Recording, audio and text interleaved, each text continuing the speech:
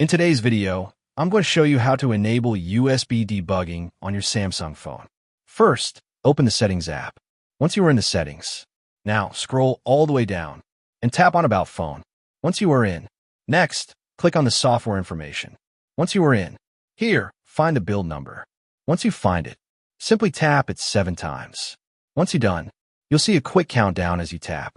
After the 7th T, AP.IT will ask you about your phone password for security purposes.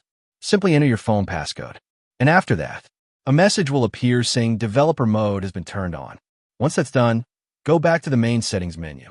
Once you are there, you'll now see a new option called Developer Options. Open it. Once you are in, scroll down until you find USB debugging.